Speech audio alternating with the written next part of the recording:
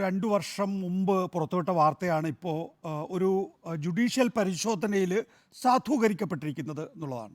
അപ്പോൾ സ്വാഭാവികമായിട്ടും ഒരു ടെലിവിഷൻ ചാനൽ എന്നുള്ള നിലയിൽ നോക്കൂ, എത്ര ചെറിയ മനുഷ്യരാണെങ്കിലും എത്ര ചെറിയ മാധ്യമ സ്ഥാപനമാണെങ്കിലും അവരവരൊക്കെ ഒരു റോളുണ്ട് എന്ന് തെളിയിക്കുന്നതാണ് യഥാർത്ഥത്തിൽ റിപ്പോർട്ടർ ടെലിവിഷൻ അതിൻ്റെ പ്രതിസന്ധി കാലഘട്ടത്തിൽ ആണെങ്കിൽ പോലും യാതൊരു വിധത്തിലുള്ള സ്വാധീനങ്ങൾക്കും വഴങ്ങാതെ ഈ വാർത്തയുമായി നമ്മൾ മുന്നോട്ട് പോവുകയായിരുന്നു. വെളിപ്പെടുത്തലുകളുമായി മുന്നോട്ട് പോവുകയായിരുന്നു. ആ ഘട്ടത്തിൽ ഞാൻ നേരത്തെ പറഞ്ഞ പോലെ 5 കേസുകളും ഒരു കണ്ടംപ്റ്റ് കേസും ഉണ്ട്. ഇതൊക്കെ ഭീഷണിപ്പെടുത്താനുള്ളൊരു ശ്രമമായിരുന്നു. അപ്പോൾ ഞാൻ പറഞ്ഞു വരുന്നതെന്ന് വെച്ചാൽ എല്ലാം ആരിലൂടെയാണ് സത്യങ്ങൾ പുറത്തു വരിക എന്നൊന്നും പറയാനാകില്ല. ആ നിലയിൽ ഒരു മാധ്യമപ്രവർത്തകൻ എന്നുള്ള നിലയിൽ ഞാനും റോഷിപാലും അല്ലെങ്കിൽ ഇതുമായി ഇതിൻ്റെ ഭാഗമായിട്ടുള്ള എല്ലാവരും തന്നെയും, അതുപോലെ തന്നെ ഒരു ടെലിവിഷൻ ചാനൽ എന്നുള്ള നിലയിൽ റിപ്പോർട്ടർ ടിവിയും അതിൻ്റേതായിട്ടുള്ള റോൾ, അതിൻ്റേതായിട്ടുള്ള പങ്ക് അത് നിർവഹിച്ചിരിക്കുന്നു എന്ന അഭിമാനത്തോടു കൂടിയാണ് ഞാൻ ഈ ചർച്ചയിലിരിക്കുന്നത്. ഇതിനകത്ത് പറ്റിയിട്ടുള്ള പ്രധാനപ്പെട്ട കാര്യം നോക്കൂ, ഇങ്ങനെയൊരു റിപ്പോർട്ട് പുറത്തു വന്നുവെങ്കിൽ പോലും ആ റിപ്പോർട്ടിലൂടെ തെളിയിക്കപ്പെട്ടിട്ടുള്ളത് ഇത് അനധികൃതമായി ആക്സസ് ചെയ്യപ്പെട്ടു എന്നാണെങ്കിൽ തന്നെയും ആ റിപ്പോർട്ടിൽ ഒരുപാട് നിയമവിരുദ്ധമായ കാര്യങ്ങൾ ചൂണ്ടിക്കാണിക്കുന്നു. ആ നിയമവിരുദ്ധമായ കാര്യങ്ങൾ യഥാർത്ഥത്തിൽ പരിഗണിക്കപ്പെട്ടിട്ടില്ല എന്നുള്ളതാണ്. ഞാനത് 1 by 1 ആയി പറയാം. ഇപ്പോൾ സാധാരണഗതിയിൽ ഒരു പരാതി ഉന്നയിക്കുന്ന ആളുടെ മൊഴിയെടുക്കുക എന്നുള്ളത് സാധാരണഗതിയിൽ സംഭവിക്കേണ്ട കാര്യമാണ്. ഇവിടെ അതിജീവിതയുടെ മൊഴിയെടുത്തിട്ടില്ല.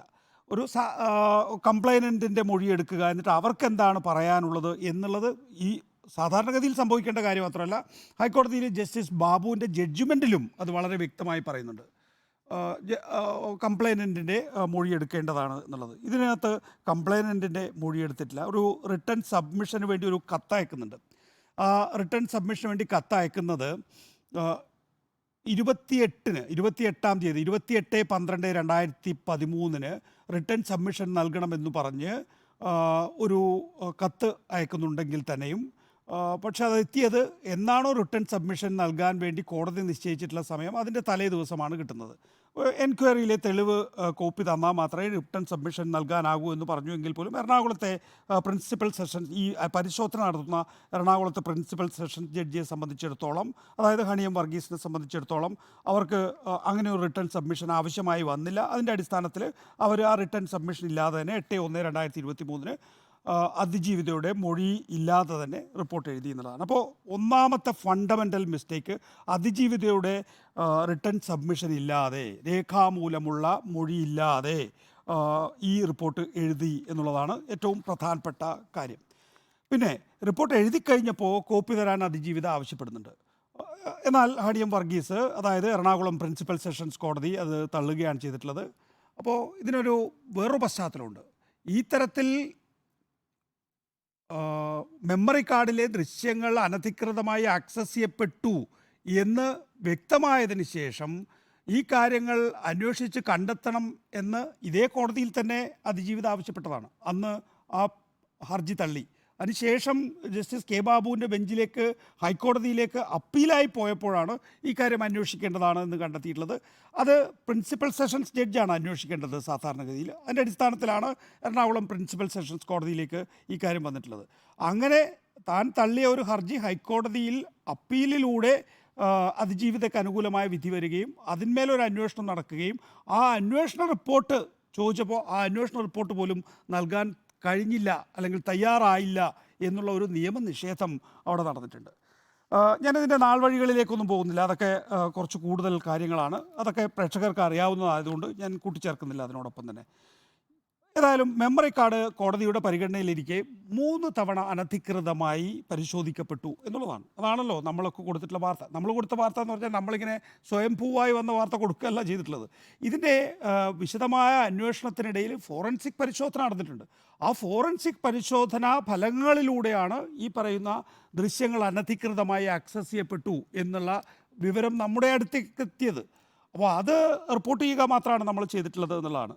2018 ജനുവരി 9 രാത്രി 9:56 അങ്കമാലി മജിസ്ട്രേറ്റ് ലീന റഷീദിൻ്റെ കയ്യിൽ നിന്നാണ് അവരെന്ത് ചെയ്തു, അവർ ഈ ദൃശ്യങ്ങൾ കൊണ്ട് പുറത്തേക്ക് പോയി, കോടതിയുടെ പുറത്തേക്ക് പോവുകയാണ് ചെയ്യുന്നത്. ഇതിനകത്ത് ഗൗരവമുള്ള കാര്യം എന്താണ്? നോക്കൂ, നമ്മുടെ നാട്ടിൽ ഞാൻ നേരത്തെ ചർച്ചയിൽ ചൂണ്ടിക്കാണിച്ച പോലെ തന്നെ 100,000 കോടതികളുണ്ട്. ഈ കോടതികളിലെല്ലാം തന്നെയും ലൈംഗിക പീഡന കേസുകൾ വരുന്നുണ്ട്. ഇപ്പോൾ ഈ സമീപകാലത്ത് അല്ലെങ്കിൽ കഴിഞ്ഞ ഒരു 1-2 പതിറ്റാണ്ടുകളായെങ്കിലും ഈ ലൈംഗിക പീഡന കേസുകളിലെ പ്രധാനപ്പെട്ട തെളിവ് എന്ന് പറയുന്നത് ഈ പറയുന്ന ഡിജിറ്റൽ തെളിവുകളാണ്, അല്ലേ? ആ ഡിജിറ്റൽ തെളിവുകൾ എല്ലാ കോടതികളിലും ഉണ്ട്. പോട്ടെ, ലൈംഗിക പീഡന കേസുകൾക്കപ്പുറത്ത് പോക്സോ കേസുകളുണ്ട്. കുട്ടികളെ ലൈംഗികമായി പീഡിപ്പിക്കുന്ന പോക്സോ കേസുകളുണ്ട്. അതിലും ഈ പറയുന്ന ഡിജിറ്റൽ തെളിവുകളുണ്ട്. ഇതൊക്കെ എങ്ങനെയാണ് സൂക്ഷിക്കേണ്ടത് എന്നെ സംബന്ധിച്ച് ഇതേ കേസിൽ തന്നെ, നടിയെ ആക്രമിച്ച കേസിൽ തന്നെ സുപ്രീം കോടതിയിൽ വിശദമായ വാദം കേൾക്കുകയും ജസ്റ്റിസ് ഖാൻവിൽക്കർ മാർഗനിർദ്ദേശങ്ങൾ അടങ്ങിയിട്ടുള്ള ഒരു വിശദമായ ജഡ്ജ്മെൻറ്റും തന്നിട്ടുണ്ട്. ആ ഘട്ടത്തിലാണ്, അല്ലെങ്കിൽ അതേ കേസിൽ തന്നെയാണ് ഈ തരത്തിലുള്ള നിരുത്തരവാദപരമായിട്ടുള്ള കാര്യങ്ങൾ നടക്കുന്നത് എന്നുള്ളത് ആലോചിക്കുമ്പോഴാണ് നേരത്തെ ജസ്റ്റിസ് കമാൽ പാഷ ചൂണ്ടിക്കാണിച്ചതുപോലെ തന്നെ വേലി തന്നെ വിളവ് തിന്നുകയാണോ, അല്ലെങ്കിൽ അതിനപ്പുറത്തേക്ക് നമുക്ക് ചിലപ്പോൾ പ്രയോഗങ്ങളൊക്കെ നമ്മുടെ ചിലപ്പോൾ കുറഞ്ഞു പോകും, അതിനപ്പുറത്തേക്ക് ഈ കേസിൽ സംഭവിക്കുന്നത് എന്നുള്ളതാണ്. ഇപ്പോൾ നേരത്തെ ചൂണ്ടിക്കാണിച്ചതുപോലെ അങ്കമാലി മജിസ്ട്രേറ്റ് ലീന റഷീദ് വീട്ടിൽ കൊണ്ടുപോവുകയോ അല്ലെങ്കിൽ കോടതിക്ക് പുറത്തു കൊണ്ടുപോവുകയോ ചെയ്തിരിക്കുന്നു എന്നുള്ളതാണ്. ഡിസംബർ 13 രാത്രി 10:58 എറണാകുളം സെഷൻസ് കോടതിയിലെ senior bench clerk Mahesh Mohan, അതിനകത്തൊക്കെ ഈ റിപ്പോർട്ടിൻ്റെ ചില ഭാഗങ്ങളാണ് യഥാർത്ഥത്തിൽ അതിജീവിത ഇപ്പോൾ ഹൈക്കോടതിയിൽ സമർപ്പിച്ചിരിക്കുന്ന ഹർജിയിലുള്ളത്. ആ ഭാഗങ്ങളിലൂടെയാണ് റിപ്പോർട്ടിൽ എന്താണ് എന്നത് സംബന്ധിച്ച് നമുക്ക് മനസ്സിലാക്കാൻ സാധിക്കുന്നത്. ഈ ഡിസംബർ 13 രാത്രി 10:58 സംഭവിച്ച കാര്യങ്ങൾ ഒരുപക്ഷെ നമ്മുടെയൊക്കെ സാമാന്യ ബുദ്ധിയെ വെല്ലുവിളിക്കുന്നതാണ്. അതിൽ മഹേഷ് മോഹൻ എന്ന് പറയുന്ന സീനിയർ ബെഞ്ച് ക്ലർക്ക് നൽകിയിട്ടുള്ള മൊഴി, അതിൽ പറയുന്നത് മെമ്മറി കാർഡ് പരിശോധിക്കുന്നത് സംബന്ധിച്ച് അന്നത്തെ പ്രിൻസിപ്പൽ സെഷൻസ് കോടതി ജഡ്ജി, ഇപ്പോഴത്തെ ഹൈക്കോടതി ജഡ്ജിയുടെ നിർദ്ദേശങ്ങൾ തനിക്കുണ്ടായിരുന്നു എന്നാണ് ഈ ബെഞ്ച് ക്ലർക്കായിട്ടുള്ള മഹേഷ് മോഹൻ പറയുന്നത്. അതിൽ അദ്ദേഹം പറയുന്നത് താൻ ഇത്തരം കാര്യങ്ങൾ, അതായത് അന്നത്തെ പ്രിൻസിപ്പൽ സെഷൻസ് കോടതി ജഡ്ജി, ഇപ്പോഴത്തെ ഹൈക്കോടതി ജഡ്ജി ഈ മഹേഷ് മോഹൻ എന്ന് പറയുന്ന ബെഞ്ച് ക്ലർക്കിനോട് പറയുകയാണ്, ഞാൻ സാധാരണഗതിയിൽ ഇങ്ങനെ മെമ്മറി കാർഡ് അടക്കമുള്ള സാങ്കേതിക കാര്യങ്ങളൊക്കെ തന്നെയും ആക്സസ് ചെയ്യാറുള്ളത് മകൻ്റെ സഹായത്തോടു കൂടിയാണ്. മകനെയാണ് ഞാൻ അക്കാര്യങ്ങളിൽ ആശ്രയിക്കാറുള്ളത്. എന്നാൽ ഇത് ഇപ്പോൾ ലൈംഗികമായി ഒരു പെൺകുട്ടിയെ ആക്രമിക്കുന്ന കേസാണല്ലോ, ഇത് ഏൽപ്പിക്കാനാകില്ലല്ലോ എന്ന് പറഞ്ഞിട്ടാണ് തന്നെ ഏൽപ്പിക്കുന്നത് എന്നാണ് മഹേഷ് മോഹൻ പറയുന്നത്. നോക്കൂ, ഒരു ജഡ്ജിൻ്റെ കയ്യിൽ വരുന്ന ഡിജിറ്റൽ രേഖയുടെ വെരിഫിക്കേഷന് വേണ്ടി ആ ജഡ്ജ് അദ്ദേഹത്തിൻ്റെ ബെഞ്ച് ക്ലാർക്കായിട്ടുള്ള മഹേഷ് മോഹനോട് ഇത് വെരിഫൈ ചെയ്യാൻ ഏൽപ്പിക്കുകയാണ്. വെരിഫൈ ചെയ്യുന്നത് എങ്ങനെയാണ്? മഹേഷ് മോഹൻ അദ്ദേഹത്തിൻ്റെ വീട്ടിൽ കൊണ്ടുപോയി രാത്രി 10:58 രാത്രി 10:58 അത് വെരിഫൈ ചെയ്യാണ്. എങ്ങനെയാണ് ഈ വെരിഫിക്കേഷൻ എന്ന് പറയുന്നത്? ഒരു ഡിജിറ്റൽ തെളിവ്, അതായത് ഒരു ദൃശ്യങ്ങൾ എങ്ങനെയാണ് ഒരു കോടതിക്ക്, അതാണ് നേരത്തെ ജസ്റ്റിസ് കമാൽ പാഷയോട് ഞാൻ ചോദിച്ച് മനസ്സിലാക്കിയത്, എങ്ങനെയാണ് അതിൻ്റെ നിയമപരമായ വ്യാഖ്യാനം? വെരിഫിക്കേഷൻ അപ്പോൾ പെൻഡ്രൈവോ മെമ്മറി കാർഡോ ഓഡിയോ ക്ലിപ്പോ ഇതൊക്കെ തന്നെയും ലാപ്ടോപ്പിലോ അല്ലെങ്കിൽ ഏതെങ്കിലും ഒക്കെ വീഡിയോ പ്ലെയറിലിട്ട് കാണേണ്ട കാര്യമാണോ? സാധാരണഗതിയിലല്ല. ഒന്ന് അങ്ങനെ ഏതെങ്കിലും തരത്തിൽ വെരിഫൈ ചെയ്യണമെങ്കിൽ അതിനാണ് നമ്മുടെ സർക്കാർ അംഗീകൃത ഫോറൻസിക് ലാബുകൾ. ആ സർക്കാർ അംഗീകൃത ഫോറൻസിക് ലാബുകളിൽ കൊടുത്ത് ആ വിദഗ്ധർ പരിശോധിച്ച് കഴിഞ്ഞതിന് ശേഷം അവരുടെ സാന്നിധ്യത്തിൽ കോടതിയിൽ വെച്ചാണ് ഇതിൻ്റെ വെരിഫിക്കേഷൻ നടക്കേണ്ടത്. ഓപ്പൺ കോർട്ടിൽ വെച്ചാണ് ഈ വെരിഫിക്കേഷൻ നടക്കേണ്ടത്. ഇപ്പോൾ ഞാൻ ഈ കേസിലെ കക്ഷിയാണ് അല്ലെങ്കിൽ പ്രതിയാണ് എങ്കിൽ എനിക്ക് ഈ പറയുന്ന ദൃശ്യങ്ങൾ ആക്സസ് ചെയ്യണമെങ്കിൽ അത് കോടതിയിലൂടെ സാധിക്കുള്ളൂ. നമുക്കറിയാമല്ലോ, ഇപ്പോൾ തൊണ്ടി മുതൽ സാധാരണഗതിയിൽ എന്താണ് എന്നത് സംബന്ധിച്ച് പ്രതിക്ക് ഡിഫൻസിനായി അതിൻ്റെ വിശദാംശങ്ങൾ കൊടുക്കും.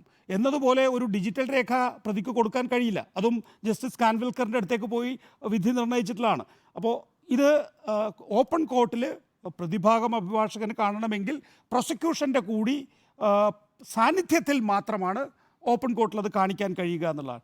ഇവിടെ എന്താ വെരിഫിക്കേഷന് വേണ്ടി വീട്ടിൽ കൊടുത്തയക്കാനുള്ള സാഹചര്യം? അങ്ങനെ വീട്ടിൽ കൊടുത്തയക്കാൻ പാടില്ല എന്നുള്ള അറിയാത്ത ഒരു പ്രിൻസിപ്പൽ സെഷൻ ജഡ്ജാണോ നമ്മുടെ നാട്ടിലുള്ളത് എന്നുള്ളതാണ്. അങ്ങനെ കൊണ്ടുപോകുന്ന മെമ്മറി കാർഡ് ട്രാൻസ്ഫർ ചെയ്യപ്പെടുന്നില്ല എന്ന് എന്തുറപ്പാണ് ജഡ്ജിനുള്ളത്? അങ്ങനെ ഉറപ്പ് വരുത്താനുള്ള ശ്രമമെങ്കിലും ജഡ്ജ് നടത്തിയിട്ടുണ്ടോ? വീഡിയോ പ്ലെയറിൽ ഇടുകയാണെങ്കിൽ തന്നെ ഇപ്പോൾ എനിക്ക് ഈ മൊബൈൽ ഫോണിൽ ഇട്ടത് ഒരു കാര്യം ഒരു മെമ്മറി കാർഡ് പ്ലേ ചെയ്യണമെങ്കിൽ അല്ലെങ്കിൽ എൻ്റെ ഒരു ലാപ്ടോപ്പിലിട്ട് പ്ലേ ചെയ്യണമെങ്കിൽ അത് എവിടെയൊക്കെ സ്റ്റോർ ചെയ്യപ്പെടുന്നുണ്ട് എന്നുള്ള ഒരു ധാരണയുള്ള ആളാകണമില്ല ആര് ബെഞ്ച് ക്ലർക്ക് എന്ന് പറയുന്ന ആൾ, അല്ലെങ്കിൽ ജഡ്ജ് എന്ന് പറയുന്ന ആൾ, അല്ലെങ്കിൽ ഒരു മാധ്യമപ്രവർത്തകനായ ഞാൻ. കാരണം അതൊന്നും അല്ലല്ലോ നമ്മളുടെ പ്രധാനപ്പെട്ട അറിവ് മേഖല എന്ന് പറയുന്നത്. അപ്പോൾ ഇവിടെ ആ നിലയിൽ യാതൊരു പരിശോധനയും ഇല്ലാതെ ആളുടെ വീട്ടിലേക്ക് കൊടുത്തയച്ചിരിക്കുന്നു എന്ന് പറയുമ്പോൾ അത് ഏറ്റവും കുറഞ്ഞത് തൻ്റെ പ്രസൻസിൽ, ജഡ്ജിൻ്റെ പ്രസൻസിൽ തന്നെയെങ്കിലും വേണം എന്ന് ഉറപ്പുവരുത്താൻ പോലും അദ്ദേഹം തയ്യാറായില്ല എന്നുള്ളത് വളരെ ദൗർഭാഗ്യകരമോ നിയമവിരുദ്ധമോ ആയിട്ടുള്ള കാര്യമാണ് എന്നുള്ളതാണ് നമ്മൾ മനസ്സിലാക്കേണ്ടത്. പിന്നെ മഹേഷ് മോഹൻ്റെ മൊഴി മാത്രമാണ് എടുത്തിരിക്കുന്നത്. ഈ റിപ്പോർട്ട് തയ്യാറാക്കുമ്പോൾ മഹേഷ് മോഹനോട് ചോദിക്കുന്നു, നമ്മൾ ഇപ്പോൾ CJM കോടതിയിൽ നിന്ന് വന്നു. CJM കോടതിയിൽ പൂർണ്ണമായും തെറ്റാണ് കാര്യങ്ങൾ ചെയ്തിട്ടുള്ളത്. അവർ പുറത്തേക്ക് കൊണ്ടുപോയിരിക്കുകയാണ് ചെയ്തിരിക്കുന്നത്. പുറത്തേക്ക് കൊണ്ടുപോയി ഇത് ആർക്കൊക്കെ കാണിച്ചു കൊടുത്തു എന്നോ ആരൊക്കെ ഇത് ദുരുപയോഗം ചെയ്തു എന്നുള്ളതിനെ സംബന്ധിച്ച ഒരു വിശാലമായിട്ടുള്ള അന്വേഷണത്തിനുള്ള സാധ്യതകൾ നിൽക്കുകയാണ്. ഞാനതിൻ്റെ മറ്റ് ഭാഗങ്ങളിലേക്കൊന്നും പോകുന്നില്ല. വിശാലമായ അന്വേഷണത്തിൻ്റെ സാധ്യത എന്ന് ഞാൻ പറയുമ്പോൾ അതിനകത്ത് എല്ലാം ഉണ്ട്. ആ വിശാലമായ അന്വേഷണത്തിൻ്റെ സാധ്യതയിലേക്ക് പോവുകയാണ്. ഇപ്പോൾ നമ്മൾ വരുന്നത് പ്രിൻസിപ്പൽ സെഷൻസ് ജഡ്ജിൻ്റെ കേസിലേക്കാണ്. പ്രിൻസിപ്പൽ സെഷൻസ് ജഡ്ജിൻ്റെ വിഷയത്തിൽ എന്നോട് പ്രിൻസിപ്പൽ സെഷൻസ് ജഡ്ജ് ഇങ്ങനെ പറഞ്ഞു, അതുകൊണ്ട് ഞാൻ വീട്ടിൽ കൊണ്ടുപോയി രാത്രി 10:58 കണ്ടു എന്ന് പറയുമ്പം അത് ശരിയാണോ എന്നുള്ളത്, അതായത് മഹേഷ് മോഹൻ എന്ന് പറയുന്ന ബെഞ്ച് ക്ലാർക്കിനോട് അങ്ങ് ഇത് പറഞ്ഞിട്ടുണ്ടോ എന്ന് ആ പറയുന്ന പ്രിൻസിപ്പൽ സെഷൻസ് ജഡ്ജിനോട് ഒരു ചോദ്യം ചോദിക്കണ്ടേ ഈ റിപ്പോർട്ട് തയ്യാറാക്കുന്നവർ? എന്നാലല്ലേ അതിനകത്ത് പൂർണ്ണത. നാളെ ഈ പ്രിൻസിപ്പൽ സെഷൻസ് ജഡ്ജി പറയുകയാണ് ഞാൻ അങ്ങനെയൊന്നും പറഞ്ഞിട്ടില്ല എന്ന് പറയുകയാണെങ്കിൽ ഈ റിപ്പോർട്ട് പൊളിഞ്ഞില്ലേ?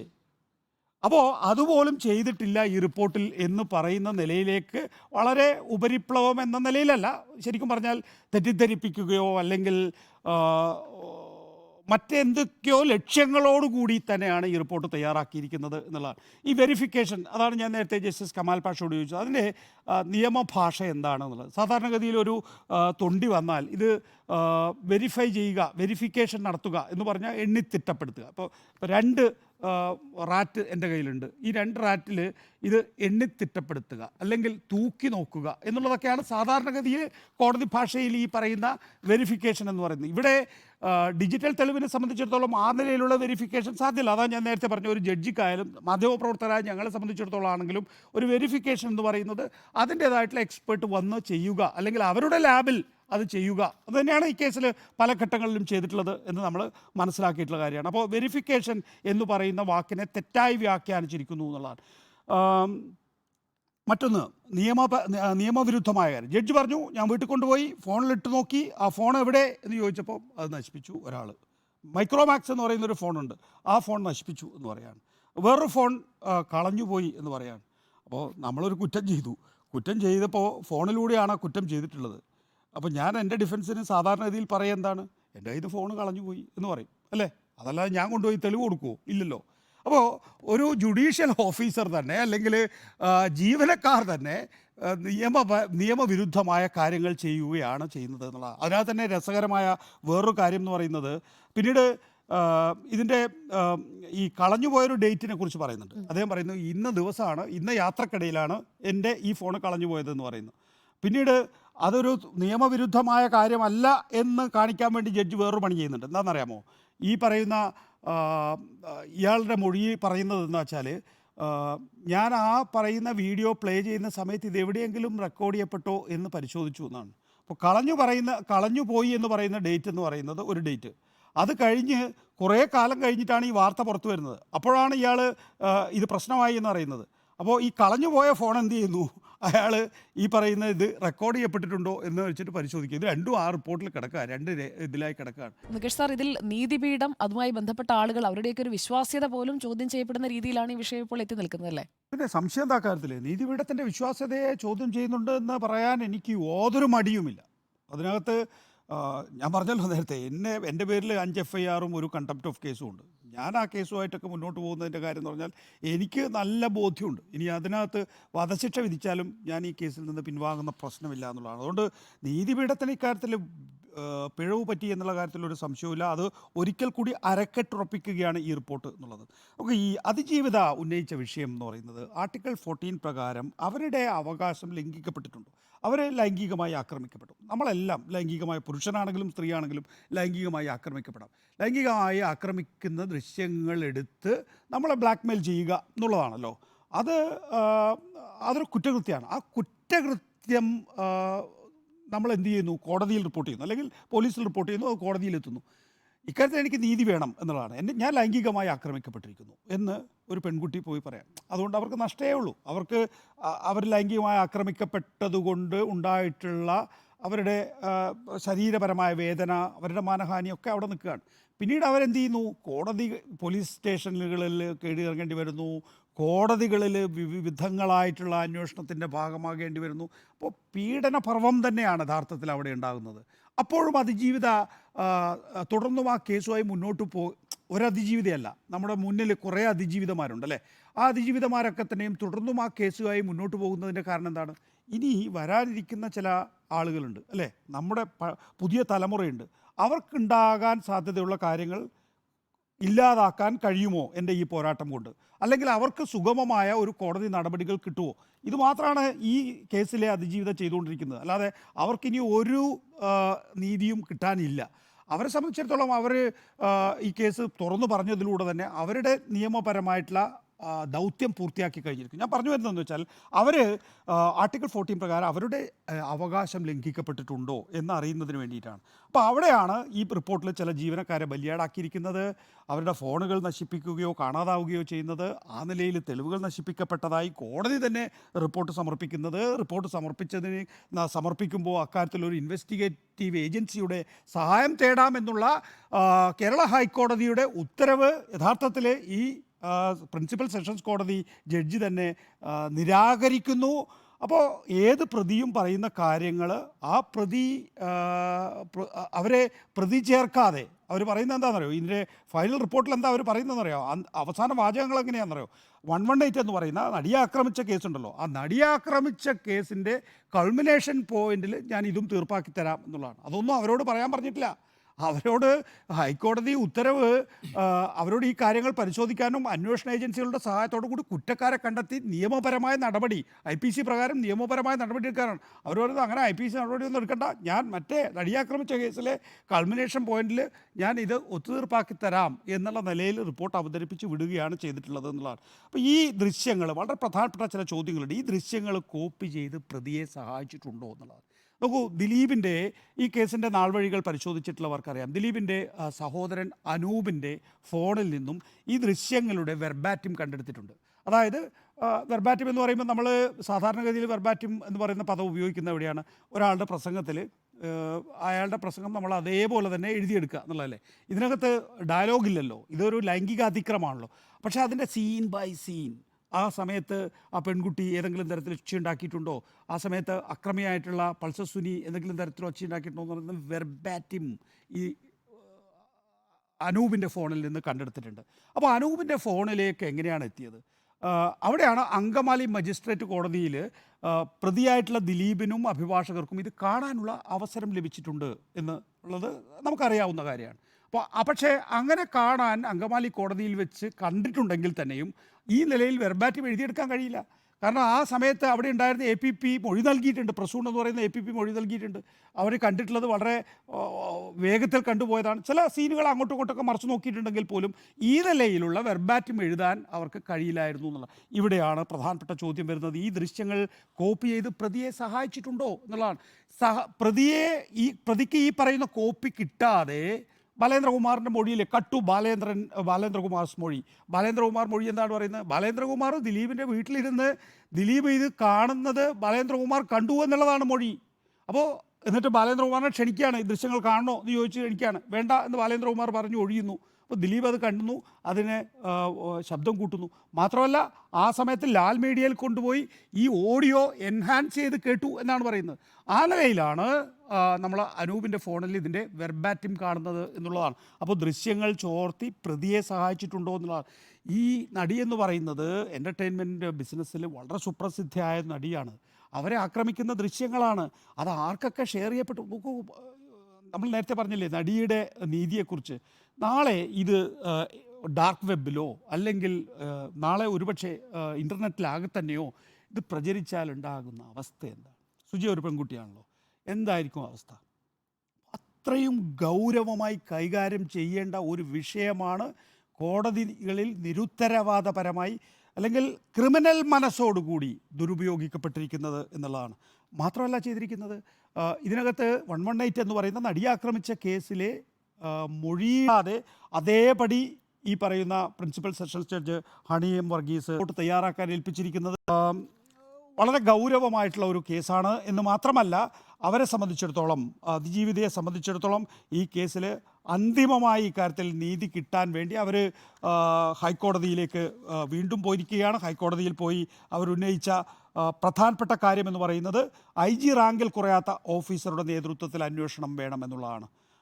അങ്ങനെ IG റാങ്കിൽ കുറയാത്ത ഓഫീസറുടെ നേതൃത്വത്തിൽ കോടതിയുടെ നിരീക്ഷണത്തിൽ അന്വേഷണം എന്ന് പറയുമ്പോൾ നമുക്ക് ഏത് കുറ്റകൃത്യവും കുറ്റകൃത്യമുണ്ട് എന്നുള്ളത് ഇപ്പോൾ പ്രിൻസിപ്പൽ സെഷൻസ് കോടതി ജഡ്ജിയുടെ ഈ റിപ്പോർട്ടിലുണ്ട്. വളരെ പെരിഫറലായിട്ടാണെങ്കിൽ പോലും റിപ്പോർട്ടിലുണ്ട് കുറ്റകൃത്യം സംഭവിച്ചിരിക്കുന്നു എന്നുള്ളത്. ഇനി അതിൻ്റെ ഉത്തരവാദികൾ ആരാണ് എന്നുള്ളത് സംബന്ധിച്ച് നിഗമനത്തിലെത്തിയിട്ടുണ്ട്. ഇനി അതുപോരാ, ആ നിഗമനത്തിലെത്തിയത് തന്നെയാണോ ശരി എന്നുള്ള കൂടുതൽ തെളിവെടുപ്പ് നടക്കണം. കാരണം ലാപ്ടോപ്പ് എടുക്കണം, അവരിട്ടിട്ടുള്ള വീഡിയോ പ്ലെയർ എടുക്കണം, അവരുപയോഗിച്ചിട്ടുള്ള ഫോൺ എടുക്കണം. അവർ ഫോൺ കളഞ്ഞുപോയി എന്നാണ് പറയുന്നതെങ്കിൽ ആ കളഞ്ഞുപോയി എന്ന് അവർ പറയുന്ന ഡേറ്റിൽ തന്നെയാണോ അത് നശിപ്പിക്കപ്പെട്ടിട്ടുള്ളത് എന്നറിയാൻ IMEI നമ്പർ എടുത്ത് അതിന്മേൽ വിശദമായ പരിശോധന നടത്തണം എന്നുള്ളതാണ്. അപ്പോൾ ഇക്കാര്യത്തിലൊരു വിശദമായ അന്വേഷണം അനിവാര്യമാണ്. അത് അതിജീവിതയെ സംബന്ധിച്ചിടത്തോളം അല്ല, വരാനിരിക്കുന്ന ഭാവിയിൽ ഈ തരത്തിൽ ലൈംഗികമായി ആക്രമിക്കപ്പെടുന്ന പെൺകുട്ടികൾക്ക് വേണ്ടി ഞാൻ ഇതിലെ അതിജീവിതയെ ഒരിക്കൽ കൂടി അഭിവാദ്യം ചെയ്യുകയാണ്. ഒരുപക്ഷെ ഇത്രയും ധൈര്യം കേരളത്തിൽ മറ്റൊരു പെൺകുട്ടിയും കാണിച്ചിട്ടുണ്ടാവില്ല. നമ്മൾ വലിയ ധീരതയ്ക്ക് വേണ്ടിയൊക്കെ പലർക്കും അവാർഡൊക്കെ കൊടുക്കുന്നുണ്ട്. ഒരു പെട്ടെന്നുള്ള സമയത്ത് ഉണ്ടായിട്ടുള്ള ചില കാര്യങ്ങൾക്കാണ് ഓർക്കുക. ഇതൊരു ജീവിതം മുഴുവൻ അതിജീവിത ഭാവി തലമുറയ്ക്ക് വേണ്ടി വിനിയോഗിക്കുന്നു എന്നുള്ളത്, അവരുടെ നല്ല ഭാവിക്ക് വേണ്ടി വിനിയോഗിക്കുന്ന, എനിക്ക് പെൺമക്കളുള്ള ആളാണ്, നിങ്ങൾക്ക് എല്ലാവർക്കും, എനിക്ക് തോന്നുന്നു നിങ്ങൾ രണ്ടുപേർക്കും പെൺമക്കളുണ്ട്, നമ്മളെയൊക്കെ സംബന്ധിച്ചിടത്തോളം അവരുടെയൊക്കെ ഭാവിക്ക് വേണ്ടി ആ പെൺകുട്ടി നടത്തുന്ന പോരാട്ടത്തിന് ബിഗ് സല്യൂട്ട്.